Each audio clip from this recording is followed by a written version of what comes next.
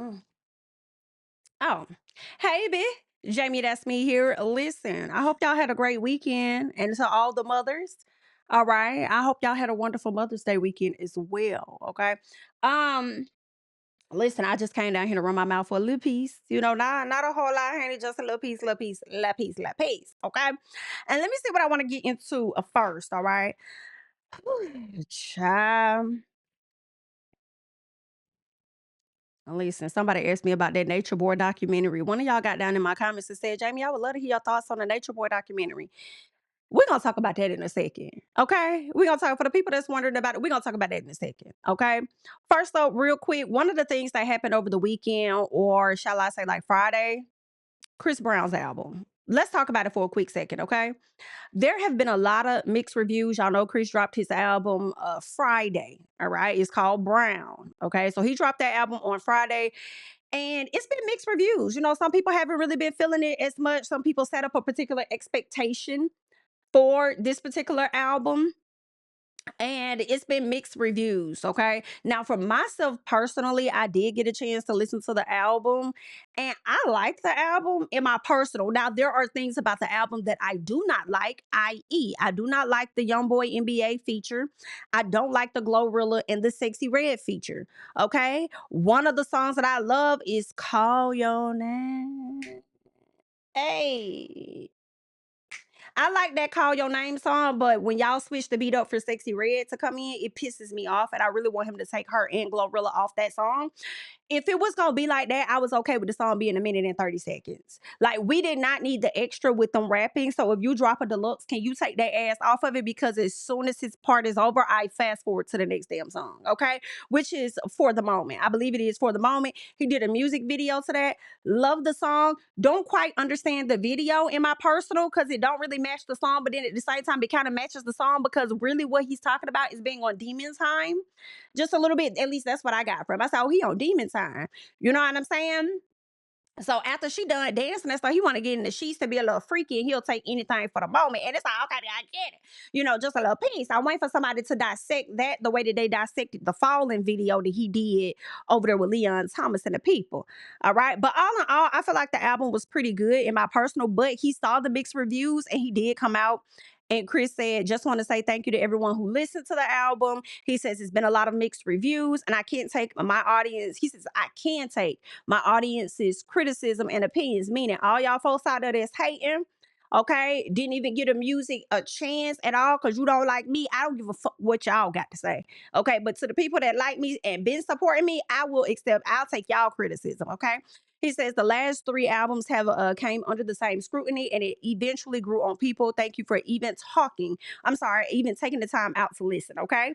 Um, so his past few albums, it's been the same thing, okay?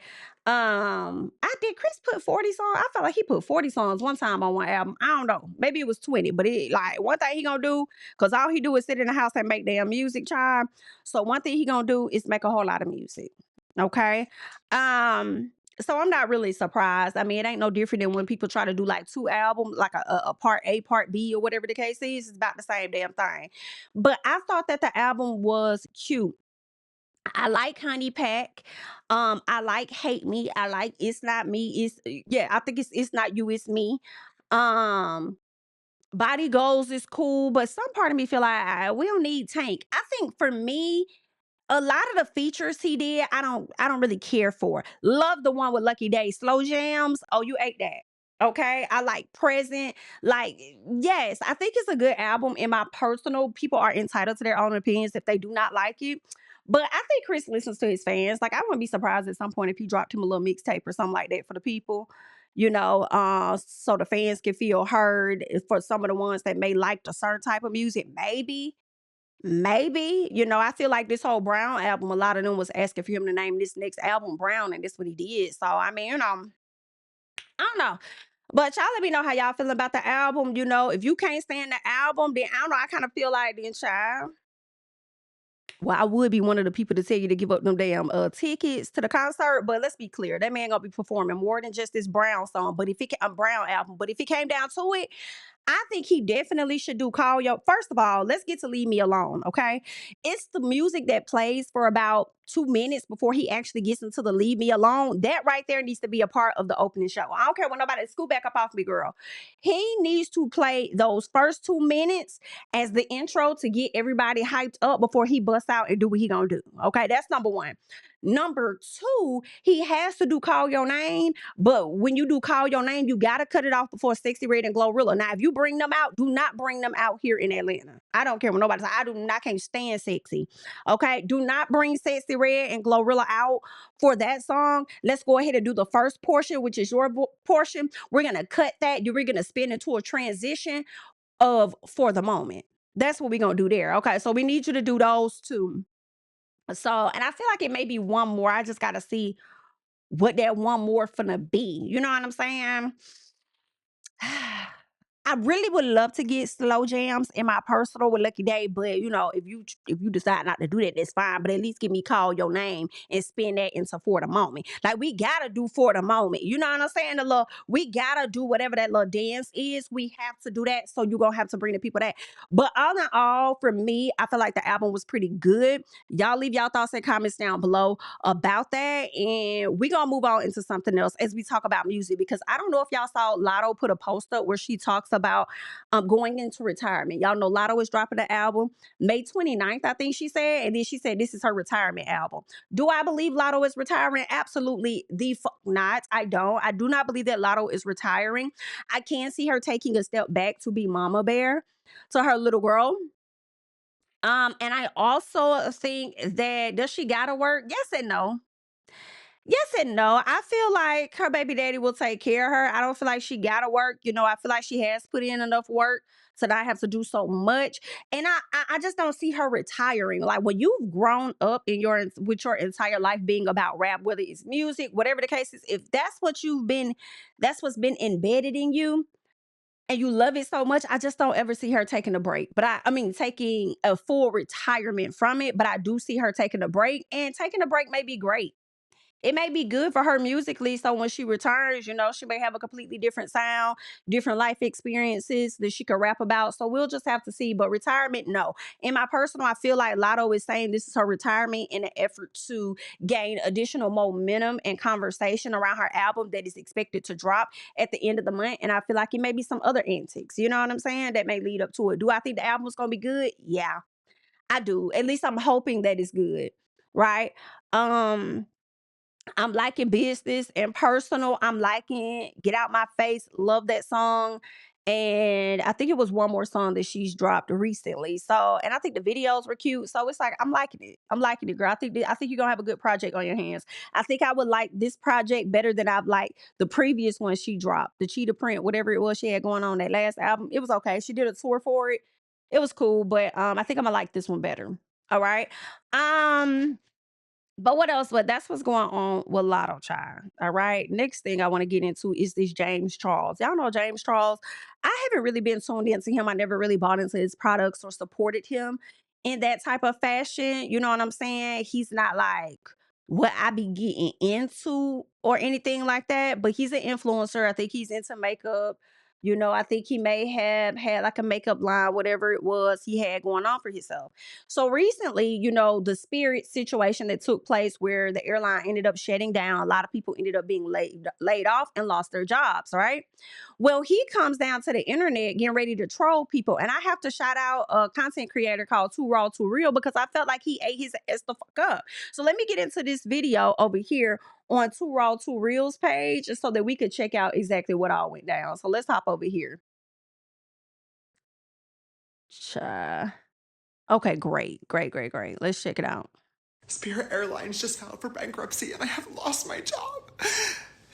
Here's a GoFundMe link. Any donations help. I'm sure they do, sweetheart. I'm sure they do. You know what else would help you? Getting another job. You know what would help you? Is if you stop messaging underage little boys. Eat them How up, about please. that? How about learning how to tuck correctly? Ooh. How about getting a BBL that doesn't smell? I don't even know if this is an ass shot or not, because according to Dr. Pimple Popper, this could be a lipoma. Let me stop, because he does have the BBL belly button. Well, let's discuss this alleged and accused pedophile with the Shirley Temples. You know you had the right to remain silent. You could have easily just shut the fuck up. It cost you absolutely nothing to stay silent, but in your desperation for content, you took to the internet and said, hey, let me go ahead and use my large ass platform to bully somebody who just lost their fucking job. But then you took it a step further and said this shit. You're a lazy piece of shit and you're entitled.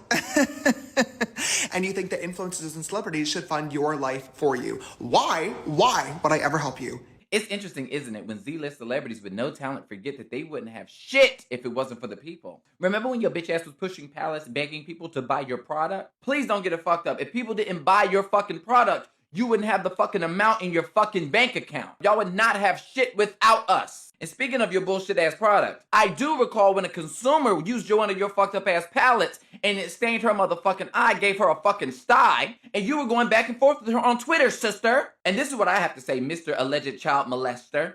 If y'all want to test this motherfucking theory that, oh, celebrities shouldn't help people or shouldn't give to GoFundMes, then what we shouldn't do is we shouldn't fucking fund you. Don't buy any of his shit no more. Let his ass suffer. Let's see and test his fucking theory.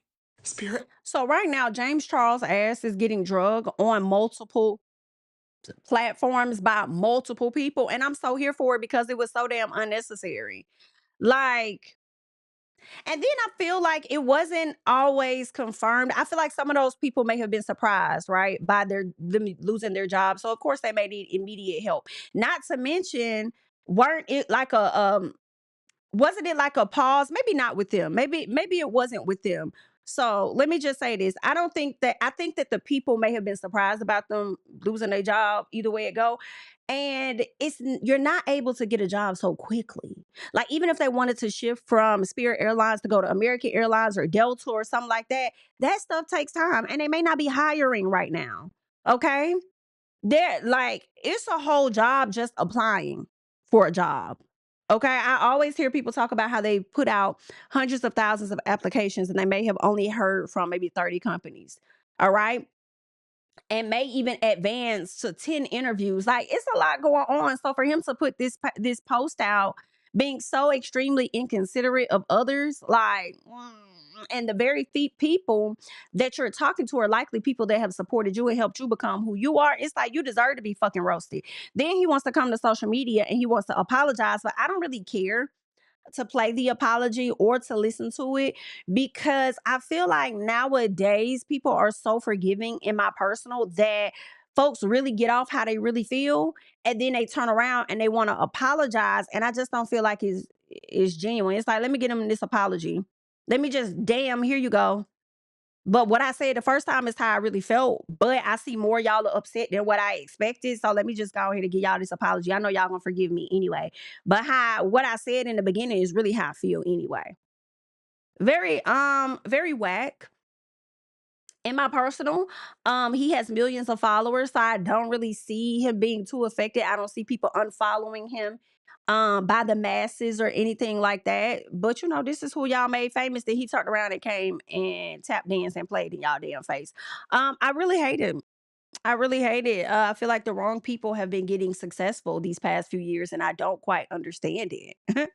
I'll be understanding. And then y'all be in the same positions as a lot of people that help make y'all famous, like not having a whole lot, barely getting by. And then you turn around once you achieve what you looking to achieve, then you turn around and try and shit in those people's faces and act like you better than them. Like, are y'all okay?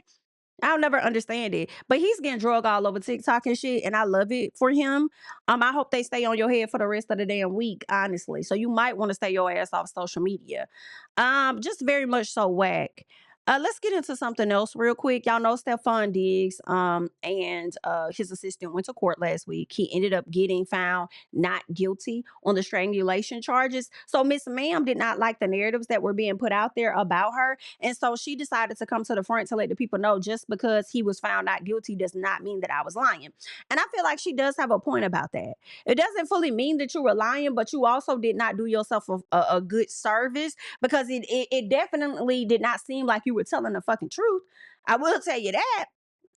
They definitely, I feel like you made it easy in my personal for them to make you look like a bald face ass liar in my personal. Now, does that mean it didn't happen? No, but the evidence did not line up in your damn favor, unfortunately. Then she decides to release all these text messages, and the text messages told us fucking nothing, ma'am. The text messages only told us that you was fucking that man, and you had been fucking him for a very long periodically time, and it showed to me that he's a fucking sex addict. All right, you got in your feels because of whatever y'all had going on sexually, emotionally. Is a much deeper connection than you want to actually believe and say that it is, but it is, okay? It doesn't mean he didn't do what he did, he did to you, but it definitely shows that you felt the way that he told your ass, you're not going to Miami, or I don't want you here, or don't be in the kitchen when this person's in the kitchen. Like, you just felt differently about being treated differently, because to me, it still gives that you thought that you was a bottom BIT for some reason, because you may have been there the longest or something like that. And it's giving, hey, baby, you my little secret. What's on everybody's mind about you and I? Okay, they think they know, but they don't really know, but want to know type shit. Like, it was just very, very awkward and weird, ma'am. It, like I said, going back to Stefon, you are a sex addict in my personal, humping on all these different ladies and popping up with a baby here, baby there, baby everywhere. Like, I can't stand it. And I really hate that Cardi B even has a child with your ass. Like, what are you thinking? What are you thinking? Um, then speaking of these two, they all hugged up, coupled up and shit at his Stefon. What is it? Digs Deep Foundation. I said, baby, digs deep. It's a no shade, but it's giving digs deep. How he be digging in that coot? Like, what the fuck? Like, girl, digs deep. Oh, okay. But she showed up and he all up under her and hugged up and all of this shit. Whew, honestly, I'm not even gonna hold y'all. I think that she enjoys the DICK like everybody else, and it's really giving, since you got dumped from that contract to whatever the case is. Let me help you get your contract back, because we is gonna need that money to help take care of this baby. All right. So it's giving PR stunt, just a little piece. I'm showing up for PR stunt, but I also don't mind getting, hunching on my baby daddy, and I ain't got to hunch on another man right now, even though he a hoe. Okay, like, I don't know, but I can't stand to see it. But that's what the hell going on. And I honestly feel like Cardi knows about the other ladies and about don't give a fuck. Okay. I know what's going on. I know about the other ladies, you know what I'm saying? I don't know if they've done stuff together or not, but I do know my Cardi is a very freaky girl. But he will take her home to mama. Okay. All in all, I don't know what kind of harem or whatever that man got going on over there, but can we talk about this other man's harems or cult or whatever? Let's get into Nature Boy real quick, okay? For the people that do not know, there is a documentary about this guy known as Nature Boy, all right? It's on Hulu. I have not watched the Hulu version yet. There is a multi-part series that is on YouTube, right? That I have been watching. I do believe the channel is called Hood Horrors. HORRORS.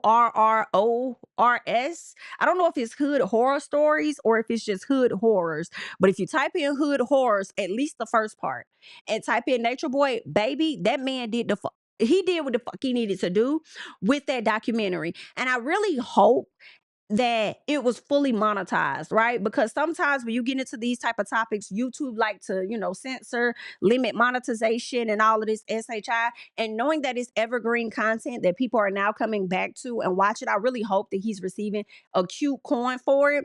Whether that's, primarily hopefully from his ads, but if not, hopefully he done got him a few cash apps, hopefully he done got him a few super chats and super stickers or whatever. All right. Because he did a good job. Like, that's a lot of content that he had to sit through. And when I tell y'all, I have been watching it all weekend, doing absolutely nothing, feet kicked up. Do you hear me? As I have been just chilling, watching this, being into people's business. And honestly, it's so crazy. So I'm going to say this, and I'm going to try to talk a little bit about what it is. So, first of all, I was watching it at some point for like pure entertainment, because I was entertained. And I feel like at some point and maybe at different points, it escaped me that these are people's real lives. Like, people really put themselves in harm's way willingly. This man documented everything. So it was like a cult. So first of all, the guy, wherever he was born at, I think he was born up north somewhere. I forgot his real name. I don't know if his real name is Elijayo Bishop or whatever. Can't remember what his real name is, because he kept changing his damn name so many times throughout this process. And I'm not gonna give y'all the full because there's so many different moving parts to it, and I may be jumping around. So go watch it for yourself in its entirety. Once I'm done watching, because I got like 3 more episodes, I am then gonna go and watch the one over there on Hulu. A lot of people saying you don't need to watch the one on Hulu because the one on Hulu isn't as in depth. I don't give a damn how in depth it is. I need to see how the people is telling this story from their perspective, bitch. Understand? Okay. But the guys from up north, that once upon a time he was like a what was he? First of all, I think he was born to crackhead parents or something like that. Something happened to the daddy. The daddy ended up dying. The mama, shortly after that, she died, I think, from an overdose or something. He got these other siblings, right? He was put into foster care. When he was in foster care at a young age, he and the kids were, I don't know if they were forced, but they did certain things to each other. And I do believe the foster parent may have like taken pictures of it or whatever. They ended up being taken out their home, put in somewhere else. So him being SA'd at a very young age, I feel plays a factor into who he ended up growing up to be when he got older. When he was younger, he used to hunch on girls, he used to hunch on boys, had a whole lot going on. Okay. Well, I feel like this should be a whole separate damn video. Well, I feel like this should be a whole separate damn video because I feel like it's so much that I would want to say. Okay, so that we can have a full conversation somewhere else about just this damn video. But just know, child, I'm probably gonna do that. I'm probably gonna do a separate video on it. But I'll say this. The story is crazy as shit. Y'all have to go watch it for yourselves. Just know that this young man grew up, and as he grew up in life, he became extremely abusive. He had children, he went to school to go be a barber. And then from him meeting having, I guess, going to school with a barber, going to school to be a barber, he ended up connected with somebody that like financed, his barbershop and stuff. And there was rumors that these two people was messing around because this man once upon a time in his life did gay. Okay. And he said that he was gay for PAY. And I don't think it was just the PAY part. I think that he enjoyed doing that, but he wasn't at a place where he could be comfortable to open up and say, like, this is what I really do. You know what I'm saying? And he used to be like drunk and stuff. It got to a point where he beat the shit out of his baby. My mom was talking about blacked both of her eyes, swollen. She couldn't even see out her eyes. He said he was literally trying to kill her. Okay. So he was over there fighting his own demons within. And after that,